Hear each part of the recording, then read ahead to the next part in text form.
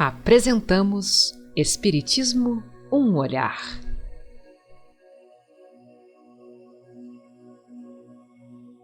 A evolução dos tempos e a doutrina dos espíritos. Neste estudo veremos aspectos culturais do século XIX, artes plásticas, romantismo, naturalismo, impressionismo, litografia, fotografia. Pintores como Eugénie Delacroix, Honoré Daumier, Claude Monet, Camille Pissarro, Edgar Degas, Toulouse-Lautrec, Pierre-Auguste Renoir e Paul Cézanne. Olá, meus amigos, olá, minhas amigas. Com muita alegria, nós estamos iniciando o nosso estudo de número 6 da série Espiritismo, um olhar. E hoje nós vamos falar sobre artes plásticas.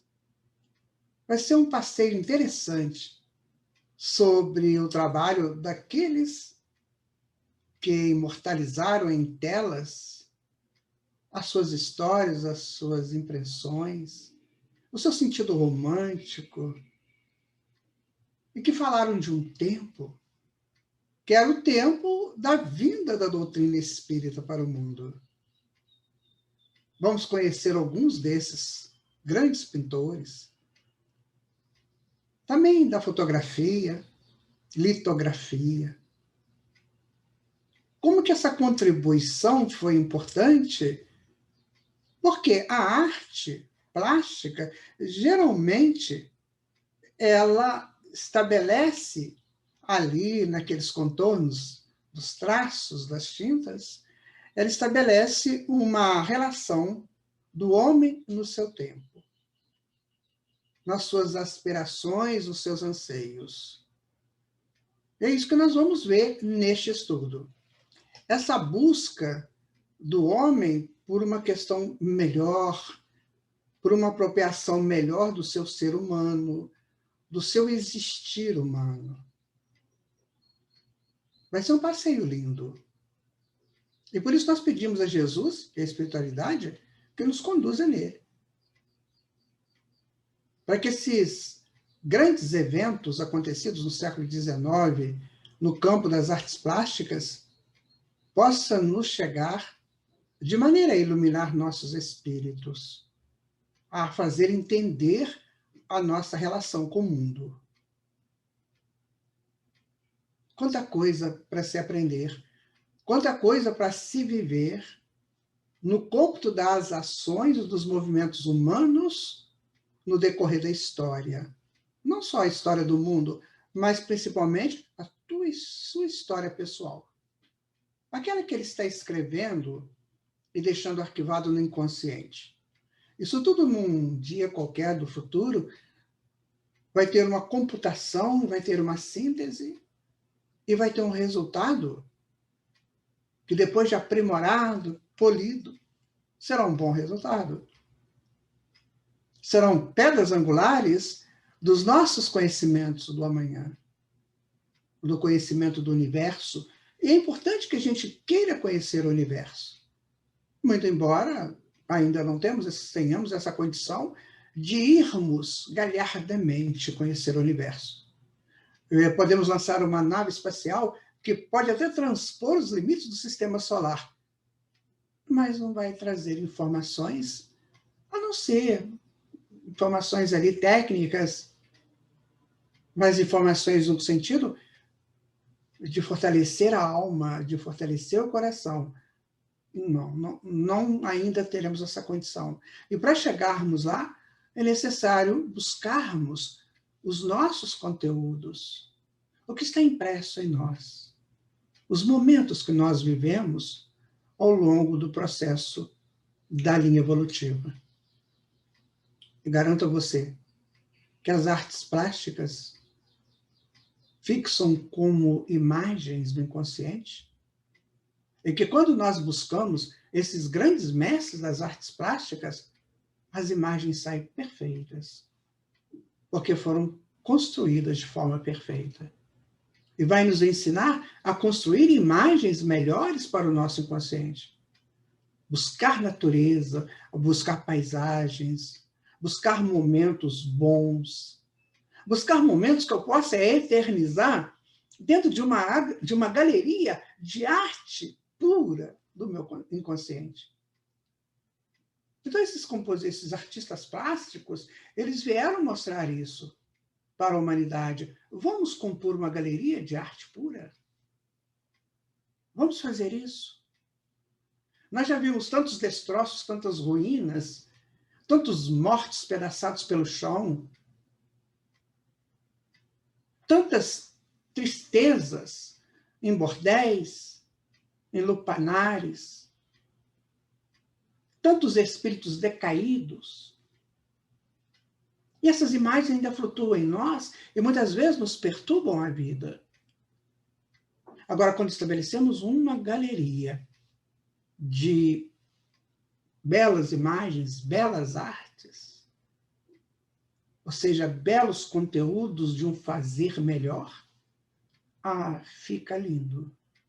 É como se eu deitasse naquela rede, naquela tarde bonita, vendo o pôr do sol, e essas imagens subissem para o meu consciente, dizendo assim: está vendo? Este pôr do sol, que você está aí, maravilhado com ele, pode ser retratado divinamente e arquivado aqui, dentro de você. Vamos pedir à nossa irmã Bela Bernardes para falar um pouquinho sobre as belas artes para nós, que são as artes plásticas. Bela. As artes plásticas me dizem que eu posso externar meu coração nas cores, linhas, capturas e movimentos. É quase como um sonho que se escapa e se torna real, criando um caleidoscópio onde o universo se faz presente no sonho real de Deus. Então, eu entro na luz e me confundo com ela e me vejo luz que serei, antecipando o futuro. Movimento, o olhar, a mão, o coração e pronto. Lá está a composição e a canção do verbo encantar. Conjugo o verbo na harmonia da doce mão e lá está a tela que nos olha e que nos diz: eu encanto, tu te encantas, todos nós encantamos. Então, voltando, Espiritismo, um olhar, estudo 6, aspectos culturais do século XIX, artes plásticas. No estudo anterior, nós vimos os compositores, magníficos compositores, gostaram daquele estudo. Agora vamos ver as artes plásticas e no próximo, a arquitetura. Tudo isso num aspecto cultural que propiciou o homem, mais tarde, o entendimento dos grandes avanços que a doutrina espírita vai ofertar-lhe quando ele assim desejar.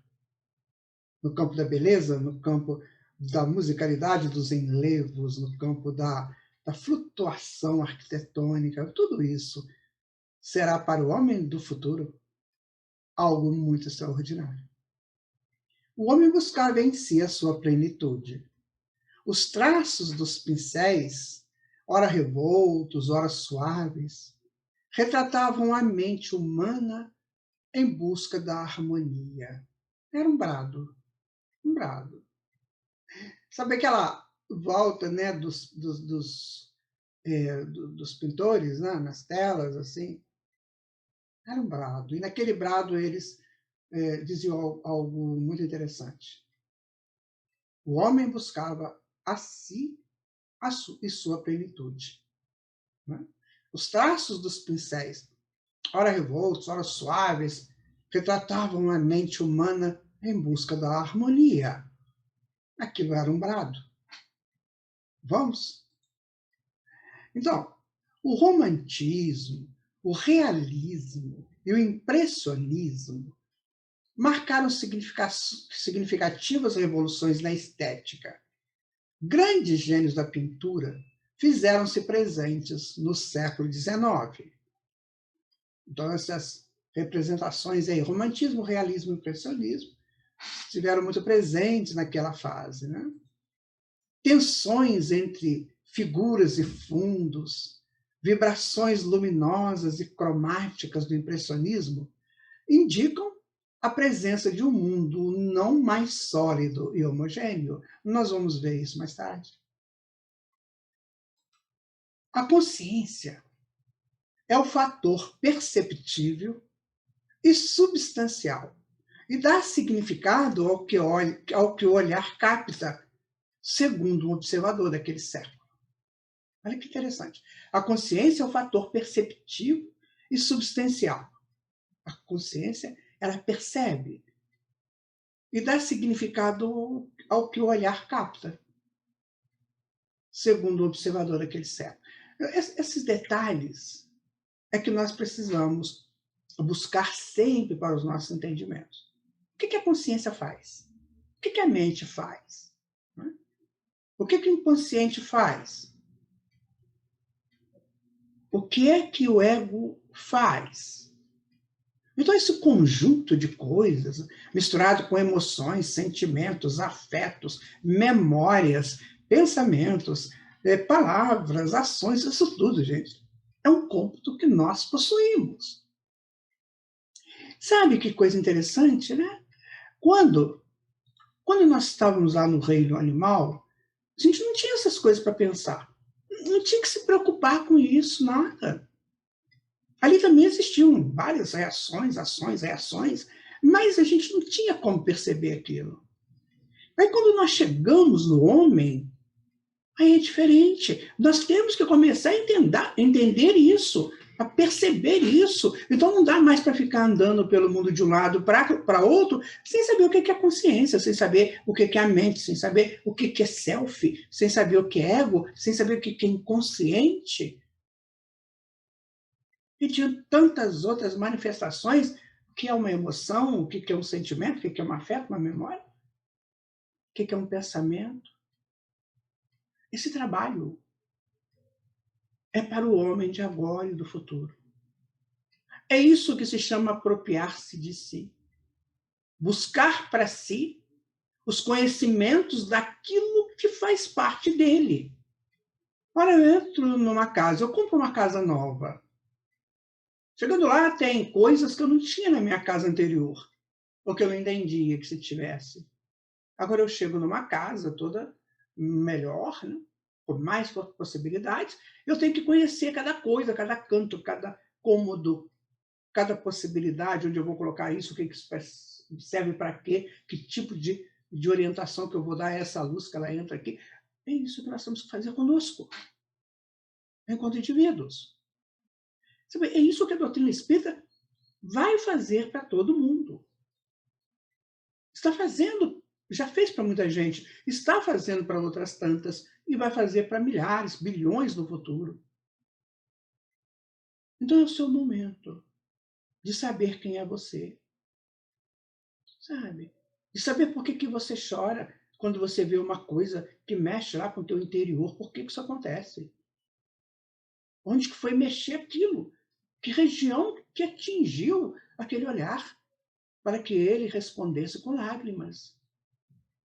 Pode ser de alegria ou não, mas ele respondeu com uma lágrima, e essa lágrima não pode rolar furtivamente e desaparecer no vácuo, como algo efêmero. É efêmero? É, mas deixa uma mensagem. Qual é a mensagem? Ah, minha gente, quanta coisa para aprendermos. E hoje, nesse passeio pelas artes plásticas, nós vamos ver muita coisa. Por isso eu te convido a ficar bem atento nele, para que a gente possa crescer nos conhecimentos e nas possibilidades que esse estudo vai nos trazer. Certo? Bom, há linhas, cores, movimentos, estruturas que falam de um tempo novo e revolucionário na consciência humana. É isso que eu estava falando. Essas linhas, essas cores, esses movimentos, né? E essas estruturas. Isso não é por acaso. Imagina você, Deus criou tudo. Criou também a pintura. Por que ele permitiu isso? Porque tem uma mensagem e que eu tenho que entender essa mensagem. Vocês já viram aqueles filmes que se passam em galerias de artes, em que pessoas conversando sobre aquela arte, a gente não entende nada que estão falando, porque eles estão captando a profundidade daquele processo. Ali já não é mais uma moldura, ali não é uma tela, ali é uma representação. E eles estão buscando a síntese dessa representação. Por isso que passa despercebido pela maioria das pessoas. Vamos ver aqui o que o André Luiz, no livro Os Domínios da Mediunidade, ele vai falar no capítulo 30.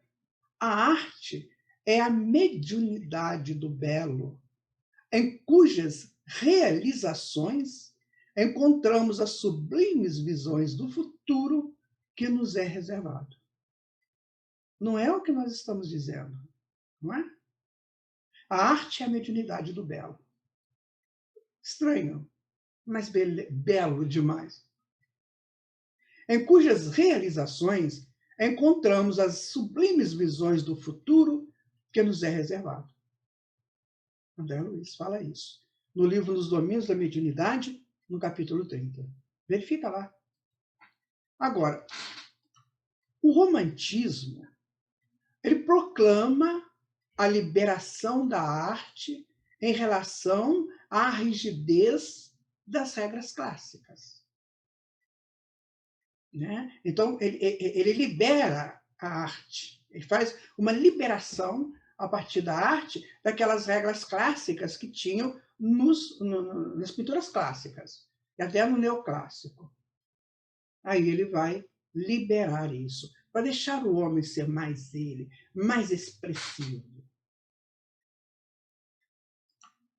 Acirra, então, uma grande discussão sobre a primazia da linha e da cor. A linha que estrutura o pensamento intrinsecamente ligado à razão e a cor que ativa o campo sensorial, tanto do artista como do espectador. Vamos ver isso de novo. Olha, a linha estrutura o pensamento intrinsecamente ligado à razão, a linha, e a cor, o campo sensorial, tanto do artista como do espectador. Vou dizer para você da minha experiência de teatro, de diretor de teatro. A iluminação do espetáculo, ele cria a moldura do grande evento. E a luz, e o som, ele conduz a emoção. Numa cena tal, você coloca um fundo musical, que chama de trilha sonora, e aí você conduz a emoção do espectador, ativa a emoção. E ali, aqui está dizendo, né? Que a linha estrutura o pensamento, ligado à razão, porque você vai verificar os traços, aquilo está te levando para onde? Num contorno, ele te leva para outro lugar. E do outro contorno, ele te leva para outro lugar. Então, você está ativando a razão. E a cor é o campo sensorial, o campo sensitivo. Aquilo que a pessoa vai perceber enquanto está vendo uma obra de arte. No romantismo, o sentimento é o denominador comum entre todos os homens, assim como a razão o era para o classicismo e o iluminismo. Veja que nós estamos vindo de um tempo classicismo e iluminismo, né? Então, a razão que dominava isso. Você obra aí, você olha aí uma obra clássica, um neoclássico, que você vai ver isso. A razão tem que estar muito presente para entender as profundezas daquelas manifestações que estão ali estabelecidas. Agora, no romantismo é diferente. É o sentimento que domina. Nós vamos ver uma tela daqui a pouquinho que você vai ver isso. Quando você vê a tela, você mexe com a gente. Porque ela mexe com o nosso sentimento. Olha, é da natureza humana o sentir. Para o romântico, isso é natural. Isso é o universal, sem ignorar a especificidade de cada indivíduo. Cada um sente do seu modo, com o seu histórico, com as suas forças, com as suas condições. Não é? O romantismo é marcado pelo senso de historicidade. O que marca o homem moderno é o modo de lidar com o processo constante de transformação. Minha gente, quando nós chegamos no século XIX, o homem começa a ter um pouco mais de liberdade para buscar o melhor para si. Porque até então, não, ele era quase que dominado por regimes. Não é? Regimes feudais, regimes absolutistas, regime clerical, regime dos grandes exércitos. Agora não, agora ele está começando a ser liberado. Por isso que muitas vezes a pessoa não entende que nessa liberação ele teve que encontrar a periferia. Porque ele não estava pronto para ser um grande senhor. Não tinha a estrutura dele sozinho ser um grande senhor. Muitas vezes ele se estabelece em periferia.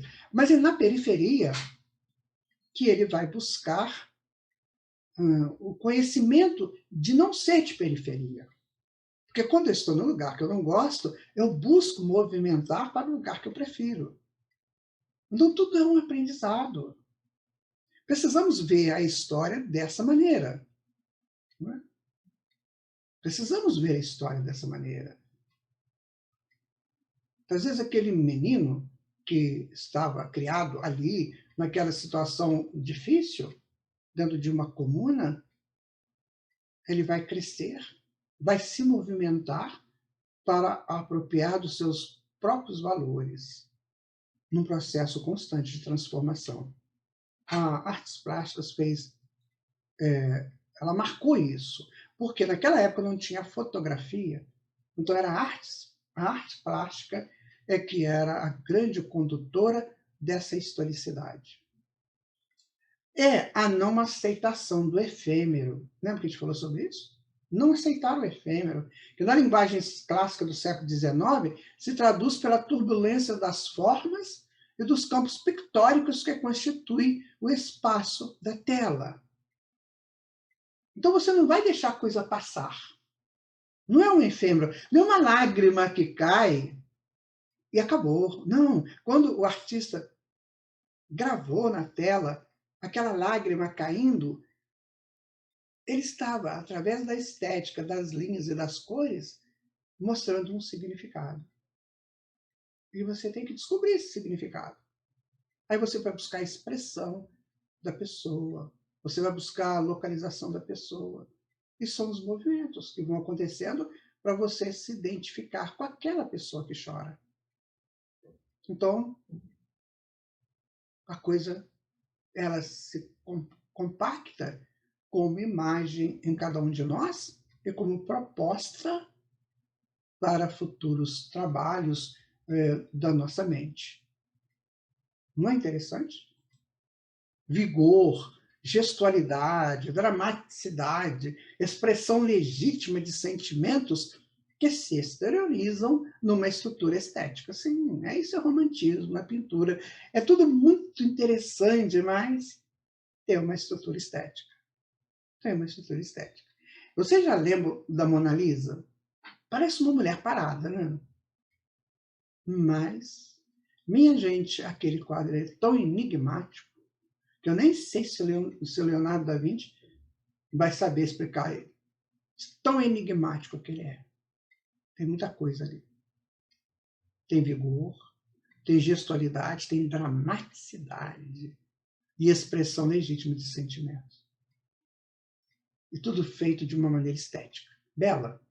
Compostamente bela. Eis a composição do homem do século XIX. Um ser que buscava a razão aliada ao sentimento, e as artes plásticas daquele tempo retratavam isso. Lembra que nós falamos? Nós estávamos nos libertando dos grandes compêndios, né? ou processos que nos aprisionavam. E nós estávamos nos libertando daquilo e precisávamos de algumas orientações, e elas vieram por esses grandes mestres. Pena que muitas vezes as pessoas não pensam assim. E aí não fazem isso como era feito no passado, e criam estruturas confusas, muito abstratas, que também retratam um estado de consciência. Continuando, né? Aí está, minha gente. Olha que tela lindíssima, né? O Delacroix que pintou. A liberdade guiando o povo. Gente, isso é fantástico. Olha que maravilha. Como essa tela tem movimento. Parece que você vê essa figura liberdade caminhando por entre as pessoas, buscando se estabelecer entre as pessoas. Dá vontade de ficar vendo, buscando detalhes em cada linha, em cada cor, em cada traço. Não é? Isso é romantismo. Expressando aquele sentimento humano, com gestualidade, né? Com dramaticidade. Olha que coisa linda, minha gente. Depois você busca essa tela aí no seu computador e dá uma analisada mais detidamente sobre ela. Continuando, né? O romantismo, ele exalta a imaginação e a sensibilidade, mais que a razão. Ele traz a subjetividade acima da objetividade, propõe a exaltação do eu, mostra o homem dominado pela paixão, pelo tédio, que era o mal do século. Não é? Olha que interessante. Voltando aqui, não é isso? Paixão, né? Ele é um apaixonado por uma liberdade. Lembra que a gente estava comentando? Ele estava saindo dos grandes exércitos, dos grandes sistemas que o prendia, e agora ele está buscando a liberdade. Então ele vem com paixão, ele vem com garra, ele vem com gana, com expressões fortíssimas. Aquele personagem atrás da liberdade, olha só, dando seu grito. Aquele outro armado, não, se precisar eu uso isso aqui. O outro já é com a mão mesmo, não é com a mão. E outros caídos, como que vencidos, outros clamando, liberdade, liberdade, abra as asas sobre nós.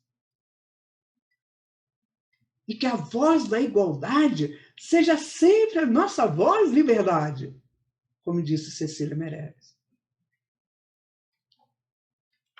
Continuando, minha gente.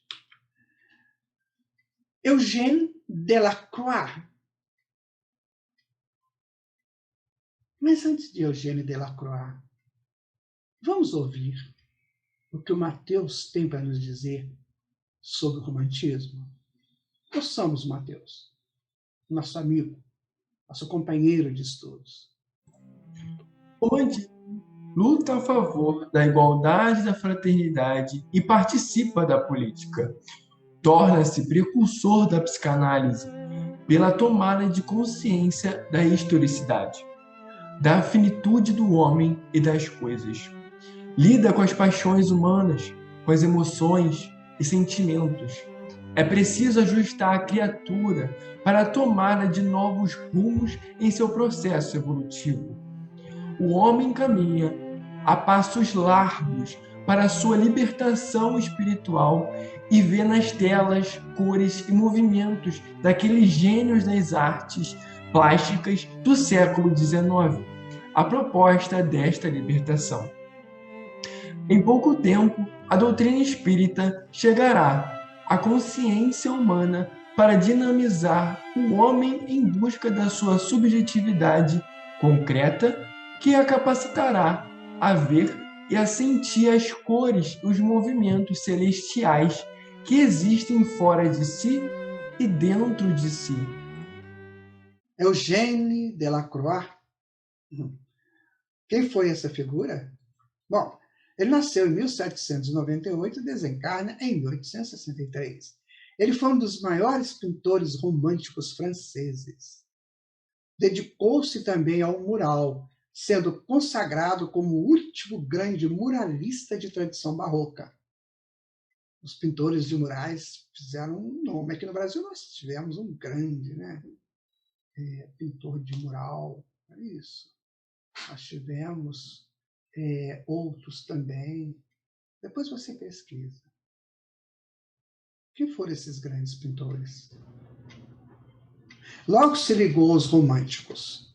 Rompe, revoluciona, inova parâmetros plásticos, refletindo ideais sociais e românticos. Trazendo esse homem, né? Esse movimento do homem pelo homem para o homem, não é? Que a gente estava conversando, né? Delacroix entende o argumento humano da época que buscava o si mesmo. Argumento humano de busca do si mesmo. As paixões refletem o que sente a criatura e o leva a exteriorizar seus sentimentos. O que leva a criatura a exteriorizar os seus sentimentos? A força dos traços e das cores, das representações sociais, inclui-se entre o que o homem sente e quer. Delacroix captou esse buscar humano em seu grito de liberdade para a vida plena que o aguarda. Nunca mais você vai ver uma tela dessa sem fazer essa análise. É uma tela romântica? Porque está mostrando a expressão do homem em busca de si mesmo. Aí está a tela, né? As Mulheres de Argel, de 1884. Então, nessa obra, ele mostra desenhos e aquarelas sobre os costumes pitorescos do povo, em suas buscas de adaptação ao novo ser social. Vejam as paixões humanas aí, a conversa, um pouco a reflexão, aqueles locais aí estranhos, né? Mas quando se construíam propostas para um futuro melhor, que nós conversamos ainda há pouco, isso é o romantismo. Essas pinturas que nos trazem essa vontade de ser algo melhor do que somos. Honoré Daumier é um outro pintor da época lá do século XIX, né? Ele foi um caricaturista. Você sabe para que serve a caricatura? A caricatura você exagera o comum para chamar atenção para o exagero que você está tendo da vida ou realizando na tua vida. Então você exagera uma figura normal e mostra, olha o que você está fazendo. Então foi um caricaturista, chargista, que é meio irônico, pintor e ilustrador francês. Ele foi conhecido em seu tempo como o Michelangelo da caricatura. Atualmente ele é também considerado um dos mestres da litografia e um dos pioneiros do naturalismo. A litografia é essa pintura de propaganda, né? No naturalismo, o pintor não possui pretensões. Atém-se às cores do local. Ao sol, ao dia, à noite, muitas vezes retratando o rural. Daumier enfoca também o profundo sentido social, o cotidiano das classes sofridas, ironizando a presença frívola dos burgueses. Sua tentativa era de chamar a atenção para o que acontecia no social, enquanto o homem se preparava para as conquistas superiores da alma. Mexia com a pessoa, na litografia, na charge, naquelas pinturas naturais, né? Buscando aquele natural, a vivência natural do homem. Eles faziam isso, eles buscavam tornar, né, fixo na mente, no inconsciente, aquilo que ele vivia. Para que ele, ao ter aquela mente fixada no inconsciente, ele pudesse fazer o seu movimento de modificações, de mudanças. Não é? Aí nós temos, né, essa pintura é interessantíssima. Essa obra, né, O Vagão de Terceira Classe, olha que interessante, gente. Terceira classe, eu não sei se vocês chegaram a andar em trens, né, antigos que tinha terceira classe. Era uma coisa complicada, porque ali iam pessoas que não tinham como tomar banho, né, que não se alimentavam muito direito, mas eram felizes, estavam passeando, estavam no trem, era isso que ele fez. Então ele mostra, né, essa figura de 1862, ele mostra a situação daquelas pessoas de classes sociais baixas em suas alegrias por participar de algum modo das vidas cotidianas da época. E fizeram uma festa, minha gente. Eu participei disso. Era uma alegria aquelas pessoas, né? Uns iam a negócios, outros iam a passeio, visitas a familiares, levando suas crianças. Gente, levavam engradados de galinhas. E aquela barulhada de galinha lá dentro do vagão, sabe? Outros levavam sacos de cereais. Ah, como era interessante aquilo. Agora, para eles era uma vida cotidiana. Para o pintor, não. Para o pintor era uma observação. E ele queria deixar gravada aquela situação. Aqui, hoje, quando nós viajamos em ônibus muito confortáveis, né? Em veículos, automóveis, aviões, navios, a gente pensa, nossa, não tanto tempo atrás, isso era comum. Metade do século passado, isso era comum. Não é um movimento do homem. Você gostaria de estar numa situação dessa? Não. Provavelmente não. Então, por isso você trabalha, você estuda, você se movimenta para algo melhor. Desde que você não seja egoísta, que não seja aquela pessoa, né, que prende tudo para você, você tem o direito de sonhar com alguma coisa melhor. Essa pintura é maravilhosa, eu digo para vocês. Claude Monet é uma figura interessante, a própria figura dele é interessante. Né? São pessoas mais, parece circunspectas, uma coisa assim, né? Ele é de 1840 a 1926, ele foi um pintor francês, considerado um dos mais importantes pintores da escola impressionista. O termo impressionista surgiu durante uma exposição realizada em 1874, quando o quadro de Monet, Impressão Nascer do Sol, foi criticado por retratar a impressão de uma cena e não a realidade. Então ele falou, vou dar a impressão do que é o nascer do sol. Isso gerou uma confusão lá na galeria e coitados deles não sabiam que essa tendência, né, de artes plásticas, elas seria muito trabalhada por outros grandes nomes. Então vamos continuar. Olha, no impressionismo, a alma se liberta, voa em direção a uma construção que se concretiza a partir dos sentimentos próprios individuais. Vamos lá de novo. No impressionismo, a alma se liberta, sai dos padrões rígidos, né? E voa em direção a uma construção que se concretiza a partir dos seus próprios sentimentos.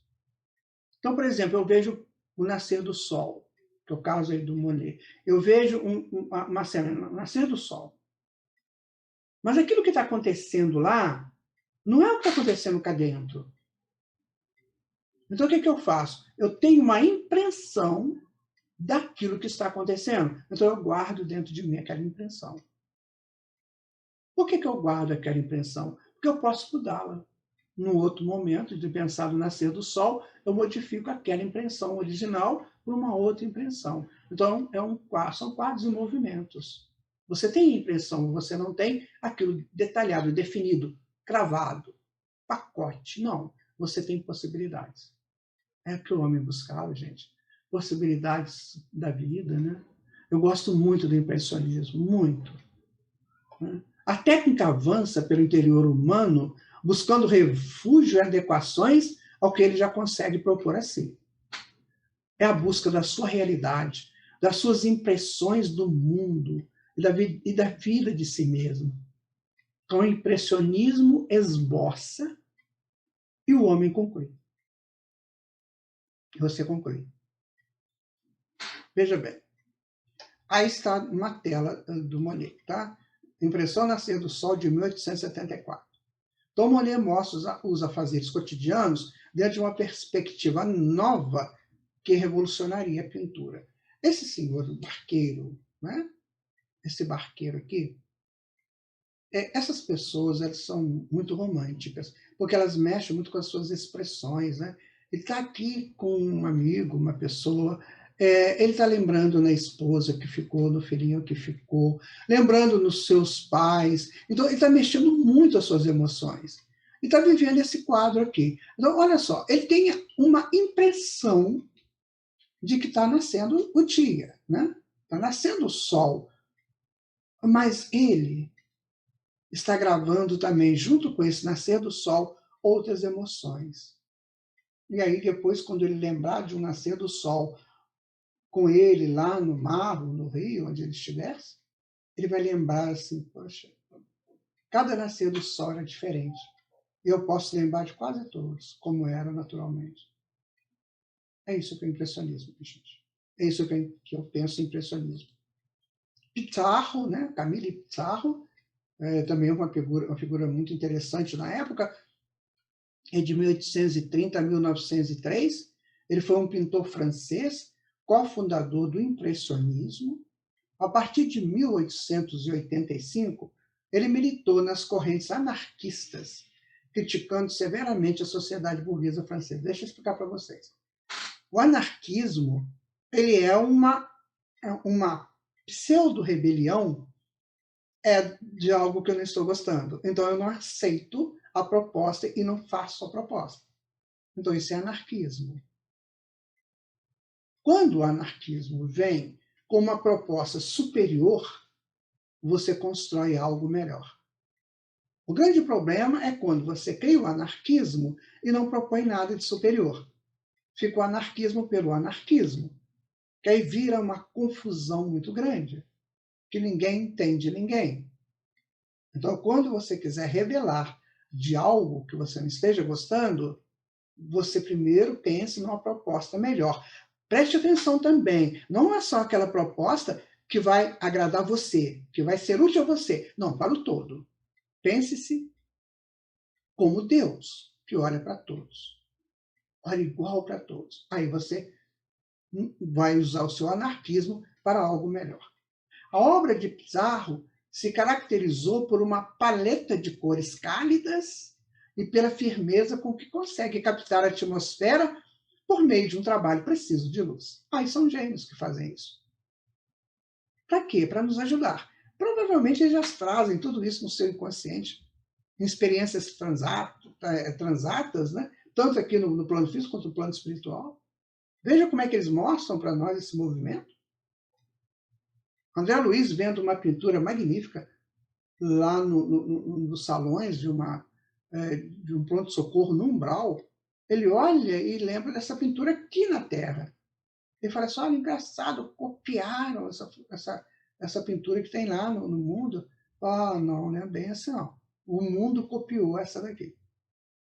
Então, esses pintores já trazem essas imagens, já traziam essas imagens e trazem, né? Nos seus locais de referências. Então, você conhece a pessoa pela obra dele. Conhece-se o fruto pela árvore. Não, desculpa. Conhece a árvore pelo fruto? Eu sou muito encabulado com essa frase. Essa frase me marca muito. Porque eu vejo muita gente usando mal isso. Conhece-se a árvore pelo fruto. Então, você vê uma pintura, você conhece o pintor. Você ouve uma poesia, você conhece o poeta. Ouve uma canção, você conhece o compositor. Pintores como Pizarro não se identificam com as propostas contrárias ao bem humano. Por isso, a sua anarquia e a sua luta a favor da identidade humana. Ele não gosta da coisa contra o bem humano, não contra o bem para mim mesmo. Temos que prestar atenção nisso, né, gente? Se quisermos contribuir, de fato, para uma coisa melhor na sociedade, pense no todo. Fez isso em suas telas e em sua vida. Interessante notar como os pintores desejavam dar ao homem um lugar de paz, onde pudessem construir seus objetivos através de sonhos não interrompidos.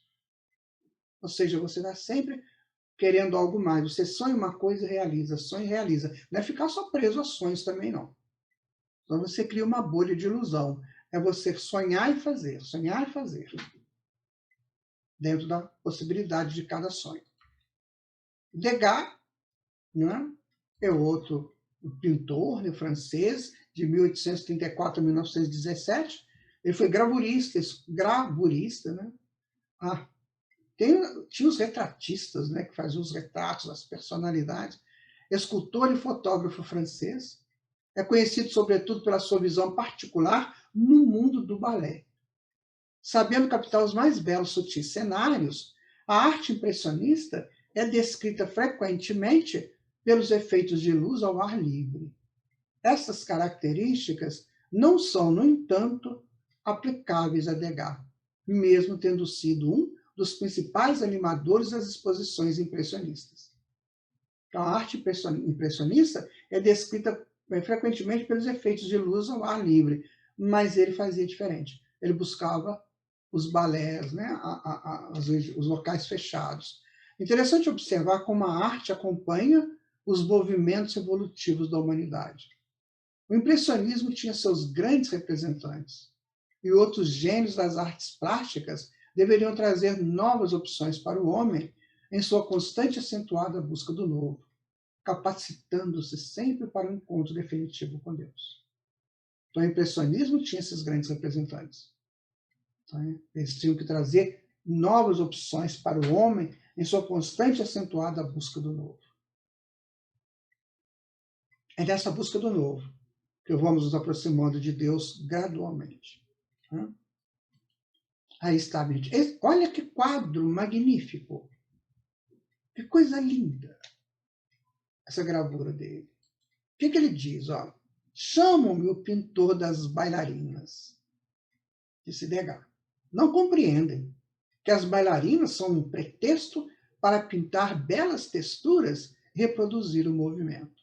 Não parece que elas estão dançando? Você olha assim, você sente elas dançando, né? Onde que esses pintores buscam suas inspirações? Né? E o que está dizendo ali? Quando você olha esse quadro, o que traz para você? Para mim, traz assim, rapaz, flutue, seja leve, não seja fechado, trancado dentro das suas janelas, dentro dos seus nichos mentais negativos. Pai, flutue na vida, seja magnífico, seja belo, seja extraordinário. Não é uma proposta? Toulouse-Lautrec, né? É de 1864 a 1901, foi um pintor pós-impressionista e litógrafo francês, conhecido por pintar a vida boêmia de Paris no final do século XIX. Sendo ele mesmo um boêmio, ele desencarnou precocemente aos 36 anos e deixou um legado artístico importantíssimo, tanto no que se refere à qualidade e à quantidade de suas obras. Ele revolucionou o design gráfico dos cartazes publicitários, ajudando a definir o estilo que seria posteriormente conhecido como Art Nouveau, ou a arte aplicada à indústria. Aí nós temos hoje, né, esses cartazes aí que você coloca os posts, os cartazes mesmo de propagandas, né? Começou aí, com os litógrafos que faziam essas telas, né? Lautrec revolucionou a linguagem gráfica pela ousadia do traço. Naquele momento histórico, o homem necessitava avançar e distorcer seu passado para construir um novo futuro. A arte de Lautrec nos faz refletir sobre isso. É preciso inovar para progredir. Veja quando a gente junta essa turma toda, coloca numa sala para a gente conversar sobre eles, dialogar sobre eles, quanta coisa que a gente aprende. Não é? Aí está uma pintura dele, né? Genevieve, que é famosa, essa fotografia dele, sabe? Pintura de 1899, né? Lautrec, nos dizia dos seus críticos, era um mestre do contorno. Podia retratar cenas de grupos de pessoas, onde cada pessoa é individual. O cartaz litográfico colorido é uma nova ferramenta de divulgação de locais de lazer parisienses. Tem uma outra pintura dele que ele faz, né, umas 3 ou 4 pessoas juntas num grupo, e você vê a impressão de cada uma separadamente. Né? Nós colocamos essa daí porque tem esse contorno, esse movimento interessante. Né? Continuando, né? Pierre-Auguste Renoir é o que eu mais gosto. Já assisti até o filme da vida dele. gosto muito, apesar dele ser muito sensualista, mas eu gosto muito do trabalho dele. A série dele, As Banhistas, é uma série magnífica, né? Ele é de 1841 a 1919, foi um pintor francês. O seu principal objetivo, como ele próprio afirmava, era conseguir realizar uma obra agradável aos olhos. Apesar de sua técnica ser essencialmente impressionista, Renoir nunca deixou de dar importância à forma. A sua pincelada é enérgica e ligeira. A longa série As Banhistas dá um tom sensual de muitas de suas obras. O corpo humano é a obra divina materializada pelo espírito em suas multifaces reencarnatórias. Renoir deixou isso bem expresso em suas pinturas impressionistas. É preciso saber respeitar o corpo que habitamos e o corpo que o outro habita. Assim fazendo, avançamos para os quesitos seguintes da moralidade. Ele deu um caminho, né? Agora você vá por esse caminho. Porque as banhistas dele tinham uma tonalidade de sensualidade, acima também de respeito.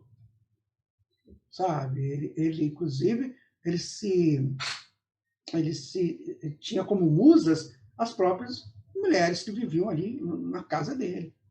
Nora, esposa, outras que apareciam lá, que ele contratava. Então, ele tinha muito esse cuidado de retratar a beleza dessas mulheres, ao mesmo tempo em que mostrava sensualidade e mostrava também o lado que nós temos que ter de respeito por elas. Tá? Aí está uma delas, olha que beleza. Parece que essa é, se não me engano, a Mônica, que ele retratava, ela ficava lá na casa dele, e ela assim, posava para ele, né? Eles iam para um local lá da própria casa, né? A casa dele era muito arborizada ali, e ele fez esse quadro dessa moça. Né? A delicadeza do olhar marca profundamente essa obra do mestre Renoir. Disse ele, por que a pintura não pode ser bela? O mundo já tem coisas desagradáveis demais. Então você olha uma moça que espera algo, né? De uma maneira, uma pintura impressionista. Você tem a impressão de alguém, de uma mulher em busca de algo, de uma moça em busca de algo. Esse é Renoir. Você pode pesquisar mais Renoir. Nós estamos só buscando aí para essas informações para a gente ver como que Jesus fez tudo certo. Mandou compositores, né? Mandou os artistas plásticos, mandou os arquitetos. Quanta coisa maravilhosa para a gente analisar o entorno de Kardec. Quanta coisa interessante naquele entorno ali de Allan Kardec. Eu vou pedir a Aline para falar o que é impressionismo, porque ela sente o impressionismo. Preste atenção.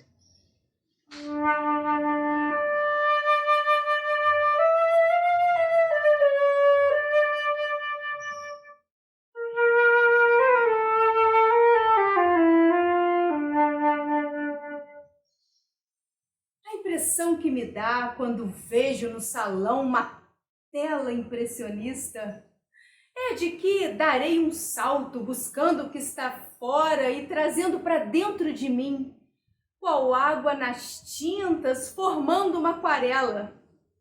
Vem o barco, as banhistas, a floresta de gelo, o pôr do sol, o olhar indefinido, misturado com a impressão de olhar e ver, captar e sentir.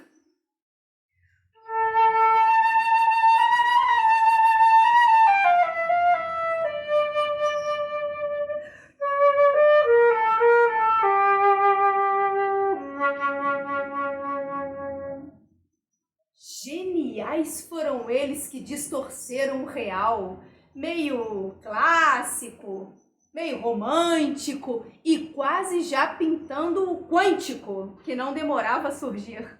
Mania de outros gênios. Eu vejo os olhares sisudos daqueles que viam no Salão de Paris Monet debulhar o novo tempo, a contento do seu ser tão genial.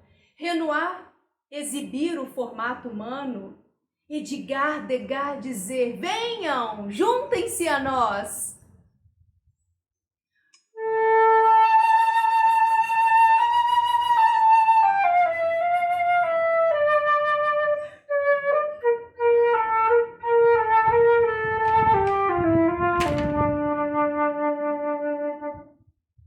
O impressionismo é uma dança? Uma fotografia embaralhada, uma aquarela em novo estilo? Ou, quem sabe, algo a se ajustar? Eu não sei. Eu não sei definir o estilo. Só sei dizer que a minha alma se agita, querendo se arrumar. Eis aí o impressionismo. E ele diz: eu te ofereço o esboço. Você conclui e conduz seu modo de olhar e de sentir.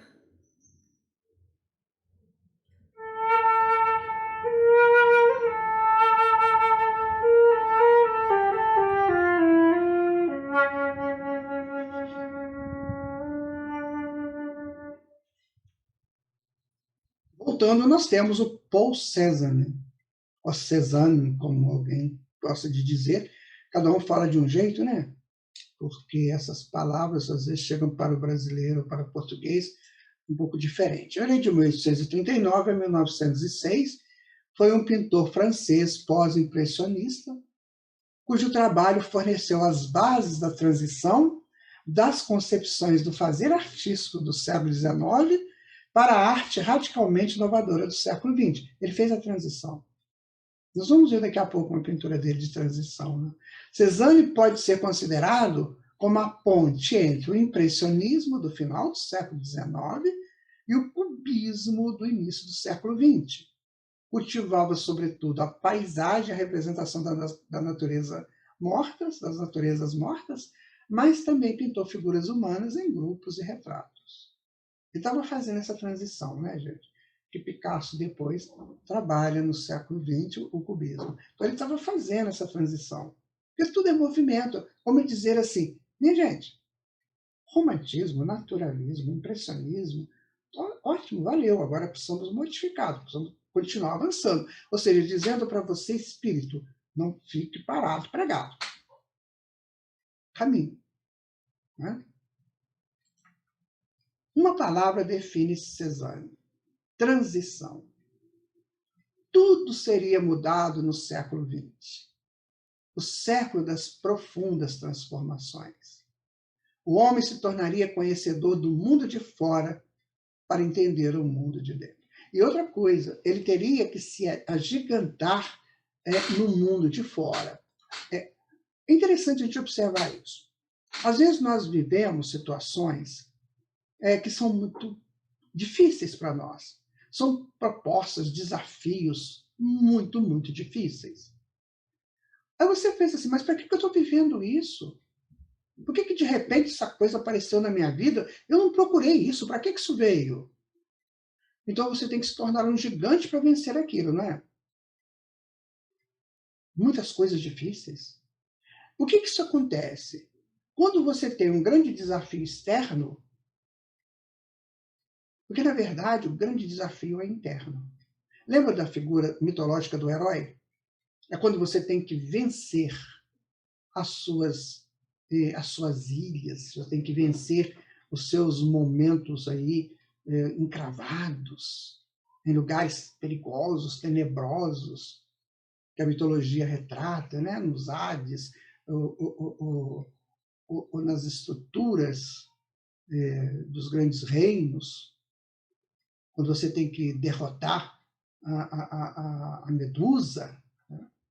A Górgona perigosa, que matava, que prendia nos tentáculos. Então você tem que vencer isso. Isso está dentro da gente. Uma construção feita por nós. Aí, de repente, surge uma proposta externa. Que aí o herói que está dentro, ele tem que vencer aquela estrutura que está fora. E aí ele se torna o vencedor dele mesmo, porque vencendo lá fora, ele vence cá dentro. Então, meu amigo, minha amiga, se você estiver vivendo um momento desses, Aproveite-o. E vou mais, agradeça a Deus por ele, porque é ele que está te estruturando para as suas grandes vitórias, para a sua libertação, para a saída daquelas cavernas profundas que às vezes nós nos escondemos nelas. Pense nisso. A vida é muito mais interessante do que nós podemos supor, sabe? Ela é muito mais grandiosa do que nós podemos supor. Então, aí está, né? Aí está a questão, né, do nosso prezado, desculpa, a questão do prezado Sésame, né? Bom, vamos continuando, então. Aqui está a gravura dele, né?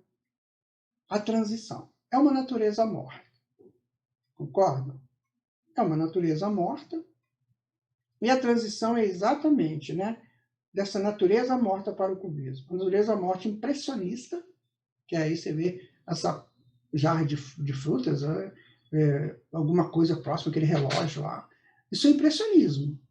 Mas o que vem aqui na frente? As figuras geométricas, olha. Então, aí estão Cézanne, a sua natureza morta, né, numa profunda transição do impressionismo para o cubismo. Bela como impressionismo, geométrico como cubismo. Gravura interessante, não é, minha gente? Uma coisa muito, muito, muito bonita. Aí vamos falar ainda um pouco do romantismo, né? Que foi aquele movimento artístico que surgiu na Europa do século XVIII, na década de 70 e durou até o século XIX. Né? No romantismo, a sociedade evidenciou o espírito romântico, atitude e visão do mundo centrada no indivíduo. Então, só para você guardar isso que nós estamos repetindo. Tá?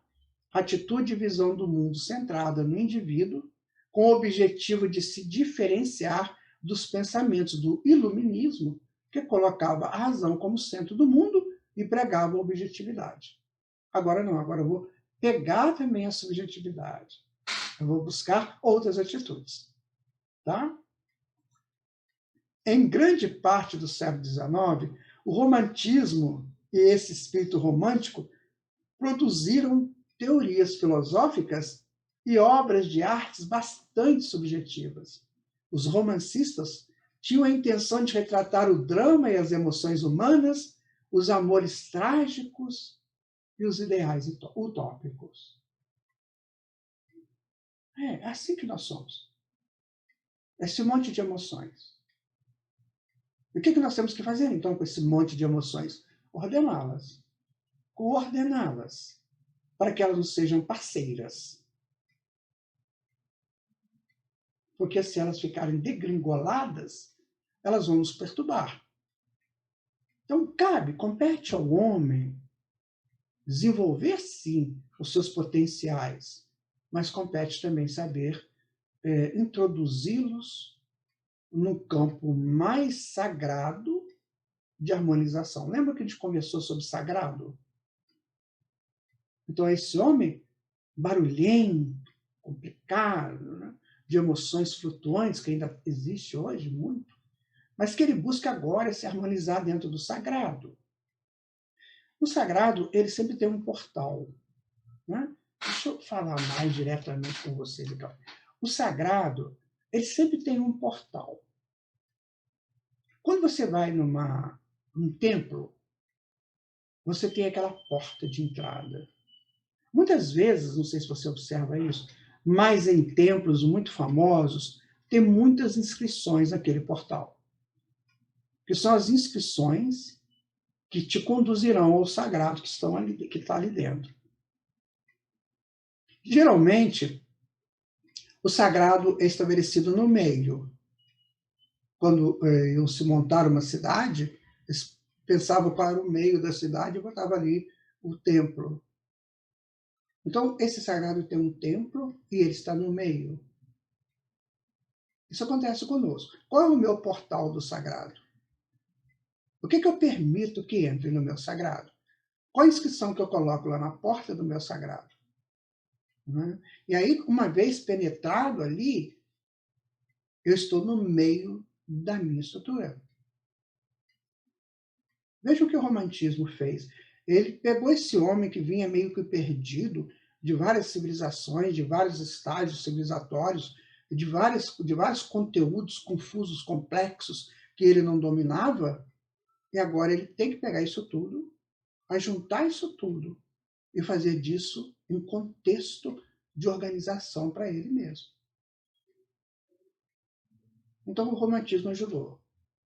E uma vez isso feito, veio o impressionismo.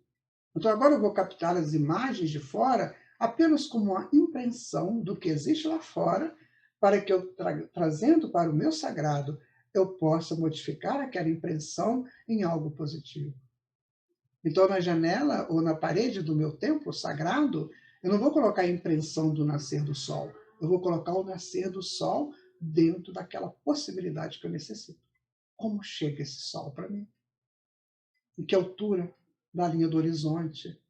Como ele brilha? Enfim, porque este é o sol do meu sagrado. Isso é profundo, minha gente. Assim como a vida é profunda. Vocês acham que o mundo é construído de qualquer maneira? Vai lá ver o que dá, põe aqueles átomos, aquelas coisas para movimentarem, aquelas águas. E não. É tudo detalhadamente composto, para que os seus habitantes possam também detalhadamente compor as suas estruturas espirituais. A relação do homem com o mundo, ela é muito profunda. Está gravado em nós, esses momentos, como imagens. E as artes plásticas, elas vêm nos informar como que nós vamos gravar em nós essas imagens. Né? Emmanuel, no livro Consolador, ele vai dizer assim na questão 161, olha, a arte pura é a mais elevada contemplação espiritual por parte das criaturas. Ela significa a mais profunda exteriorização do ideal, a divina manifestação desse mais além que polariza as esperanças da alma. Quando estou dentro do meu templo, guardado de maneira sacralizada, não de maneira encavernada, mas sacralizada, eu olho para cima e o templo vai me dizer que vai me levar a Deus, assim como as expressões dos templos góticos. Observe essa importância da arte nas nossas vidas. E imagina que agora lá naquele templo, lá dentro do meu templo, eu ouço uma canção. Uma daquelas canções, né? De Gounod, de Liszt, de Chopin, enfim. Eu ouço uma daquelas canções como se fosse o órgão do meu templo, executando a canção, e não é à toa que existem essas canções dentro dos grandes templos. Lembram? Aqueles órgãos organórum imensos dentro das igrejas. Para que aquilo, minha gente? Eu quero chamar a sua atenção para isso. Se você quer estudar espiritismo, você tem que entender dessas coisas. Você vai estudar o livro dos Espíritos, o livro dos Médiuns, o Evangelho segundo o Espiritismo, a Gênesis, o Céu e o Inferno? Sim. Vai estudar as obras de André Luiz? Sim. De Emmanuel e de outros tantos? Sim. Mas, acima de tudo, você tem que estar pronto para essa mudança. E essa mudança se faz dessa maneira. É você se interiorizando e sabendo quem você é. Não é, minha gente? Eu agradeço muito a Deus por podermos estar juntos aqui, né? Nesse estudo. Não é isso? Ainda o romantismo, né? Então ele surgiu durante a Era das Revoluções. O período compreendido aproximadamente entre 1774 e 1849. no qual ocorreram diversas transformações políticas, sociais e econômicas no Ocidente, como a Revolução Industrial e a Revolução Francesa. Grandes revoluções, minha gente. Grandes revoluções. A gente não imagina o poder transformador dessas revoluções. Só mais tarde, né? Porque ainda estamos vendo essas revoluções com muita emoção descontrolada. Raramente você encontra um analista tranquilo, sem nenhuma tendência política, nenhuma tendência social, não. Uma pessoa que fala, nós estamos aqui falando em nome de uma reflexão de nível espiritual. O que aconteceu na Revolução Industrial? O que aconteceu na Revolução Francesa? Como é que foram isso?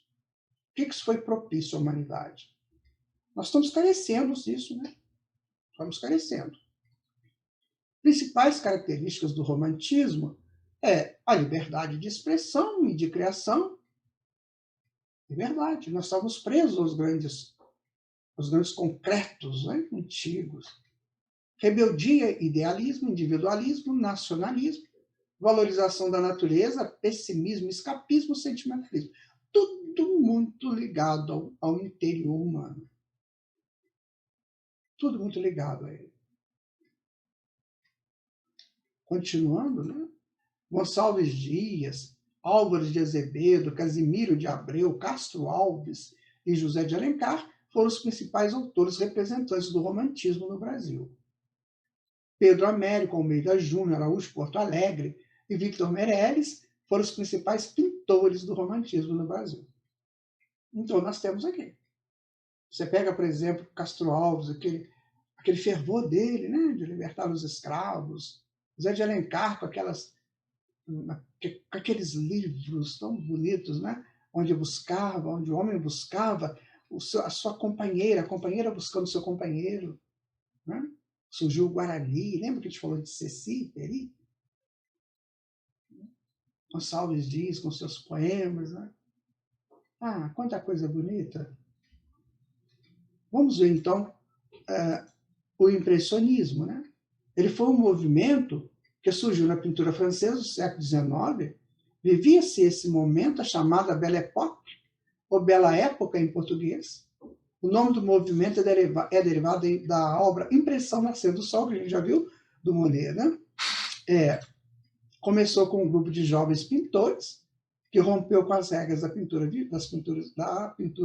vigente até então. Os autores impressionistas não mais se preocupavam com os preceitos do realismo ou da academia. Sempre essa busca da liberdade, gente. É ótimo buscar a liberdade. O problema é viver a liberdade com responsabilidade. Percebem? Buscar a liberdade, sim. Mas e depois que eu tenho a liberdade? Eu tenho responsabilidade? Então, buscar a liberdade é válido. Necessário, agora tem que ter responsabilidade. Apesar de parecer que o impressionismo se trata de imitação do real, não é exatamente isso que os artistas impressionistas fazem. O impressionismo é sobre traduzir um objeto real através do olhar diferenciado, onde, posteriormente, essa forma de olhar se torna uma construção sobre o objeto real, que a gente estava começando. Né? A busca pelos elementos fundamentais de cada arte levou os pintores impressionistas a pesquisar a produção pictórica, não mais interessados em temáticas nobres ou no retrato fiel da realidade, porque a realidade vai mudando. Então eu posso fazer um movimento dessa realidade que muda. Eu vejo o nascer do sol lá no norte. Depois eu vou ver o nascer do sol no sul. Se eu tenho só a impressão, eu estabeleço a realidade atual daquilo. Mas em ver o quadro como uma obra em si mesma. A luz, o movimento utilizado, pinceladas soltas, tornam-se o principal elemento da pintura, sendo que geralmente as telas eram pintadas ao ar livre para que o pintor pudesse capturar melhor as variações de cor e natureza. Então, as pinturas eram feitas fora, né, dos ambientes fechados. Olha que coisa linda, né? Do impressionismo do Monet. Olha aí. Né? Impressão Nascer do Sol. É uma impressão. Lembra que nós já analisamos lá atrás essa tela? Ela é muito linda, né? Isso deve valer alguns milhões de dólares, né, minha gente? Mas vale a pena ver. Aí vem a fotografia, né? Técnica de criação de imagens por meio de exposição luminosa, fixando-as em uma superfície sensível. Isso é a técnica da fotografia. A primeira fotografia reconhecida, ela remonta ao ano de 1826 e é atribuída ao francês Joseph Nicéphore Niepce. Joseph Nicéphore Niepce. Contudo, a invenção da fotografia não é a obra de um só autor, mas um processo de acúmulo de avanços por parte de muitas pessoas, trabalhando juntos ou em paralelo ao longo de muitos anos. É uma construção. Fotografia hoje é uma construção que vem de muito tempo, né? Dessa forma, a fotografia, à medida que se torna uma experiência cada vez mais pessoal, ela deverá ampliar, através dos diversos perfis de fotógrafos amadores ou profissionais, o já amplo espectro de significado da experiência de se conservar um momento em uma imagem. Aí você já fixa o momento, mas ele traz a emoção da vivência do momento. Por quê? As pessoas que estão retratadas ali, muitas vezes, é você, sua família, né? Seus entes queridos. Então, você olha a fotografia e você se sente em movimento ali. Aí você é o real que você viveu. Né? Por isso que era importante nos nossos dias. Né? Aí está, a primeira fotografia, né, que se tem notícia, né, a imagem da primeira fotografia permanente do mundo, feita por Nicéphore em 1826. É bem ainda rudimentar, né? Mas já era o início. A gente pode comparar, né? Com a de hoje. Bem diferente, né? Mas porque houve esse avanço. Houve esse avanço e tudo começou com aquela tentativa. Muitas pessoas estudaram, trabalharam, né? Organizaram para que chegasse a esse ponto aqui. Nadar, foi Nadar, fotógrafo francês, em cujo ateliê foi realizada a primeira exposição impressionista. Lembra daquela lá que eles brigaram com Monet? Pisca o olho humano, o diafragma da câmera abre e fecha, a comparação que ele faz. Capta-se o movimento do corpo, das corridas de cavalo, das danças e tudo fica cristalizado na chapa fotográfica. A invenção da técnica fotográfica, mais que isso, a inauguração dessa nova linguagem poético-visual, instiga a sensibilidade de diversos artistas que trabalharam principalmente na segunda metade do século XIX, entre eles consagrados pintores Monet, Pissarro, Degas, estimulados pela atividade fotográfica de Nadar. Conjunto de coisas para nos ajudar, não é, minha gente? Um conjunto muito grande de coisas. Olha, eu vou pedir, né, a Bela e ao Matheus, esses dois eles viveram um momento ímpar com o pai deles, que foi lá no Museu do Louvre, em Paris. Eles têm uma história interessante para contar. Eu vou pedir ao Matheus e a Bela para contar essa história para nós. Faltavam 5 minutos. Meu pai desacelerou a vida. Quase senti a batida do seu coração. Tomei-lhe as mãos. Eu era menina e não sabia o quanto valia aquele momento para o meu velho pai. E assim caminhamos devagar, eu e ela. E ele, nosso velho pai, que sorria e chorava, me lembrava a velha Dona Carminha, que mesmo fazia quando comia queijo com goiabada. Chegamos, disse ele sorrindo. Descemos do táxi e vi defronte de mim uma construção sólida, lembrando velha fortaleza, reconstruída e ampliada e divinamente bela. e ele nos disse: por aqui, vamos. Eu e Bela entramos num vasto salão, hall daquele prédio. Era tudo muito encantador. Era mesmo. Era como se eu voltasse no tempo, sabe? E me sentisse amiga do antigo rei francês, Filipe II, do século XII, que iniciou aquela mega construção. E caminhamos bem devagar. Meu pai nos disse que era um templo sagrado da arte, o maior de todos os templos, do mundo, de todas as histórias e civilizações.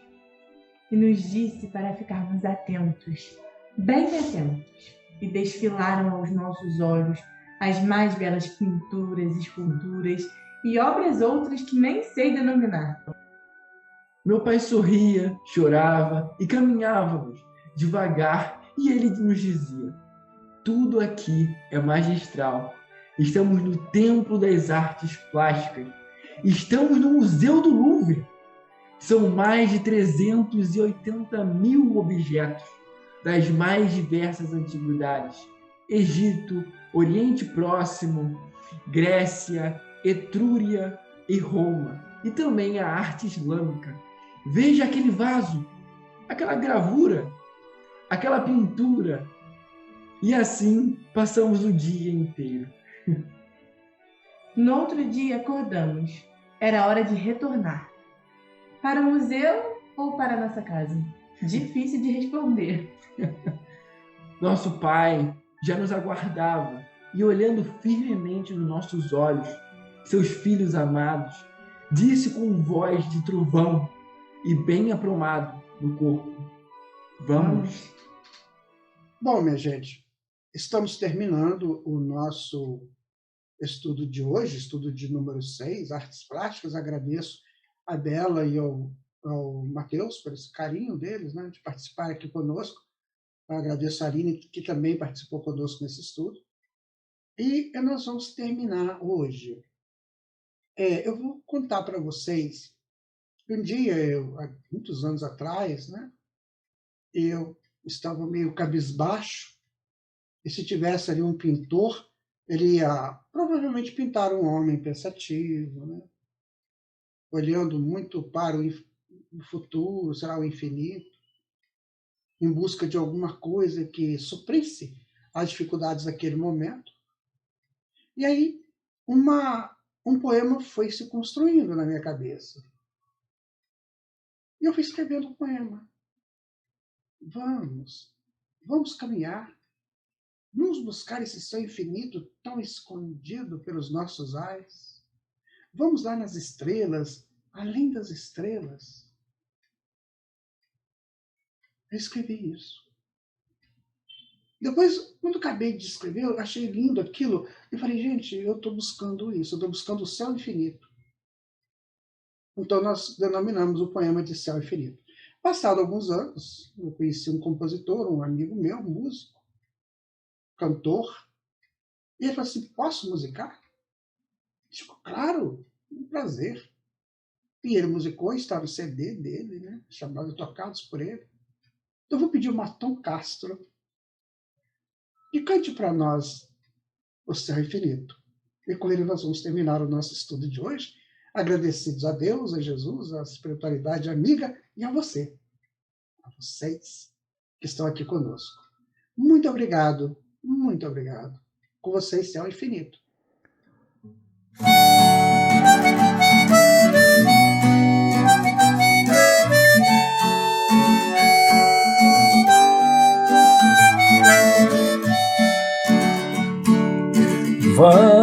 Vamos caminhar, buscar este céu infinito, ó céu tão esquecido por nossos ais, por nossas dores.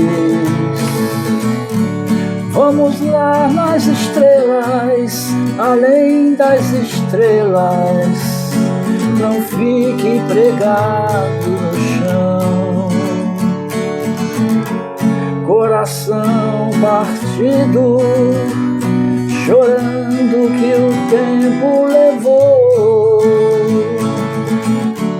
Vamos lá lá nas estrelas, além das estrelas, para o encontro com Deus. Vamos lá nas estrelas, além das estrelas, para o encontro com Deus.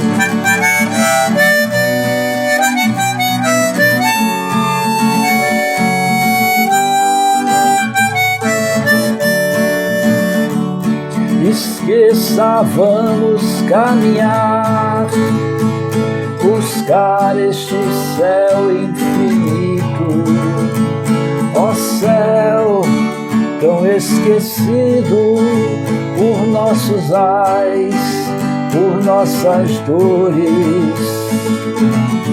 Ao amor além do pranto, ao brilho dos seus olhos, ao cantar e o canto,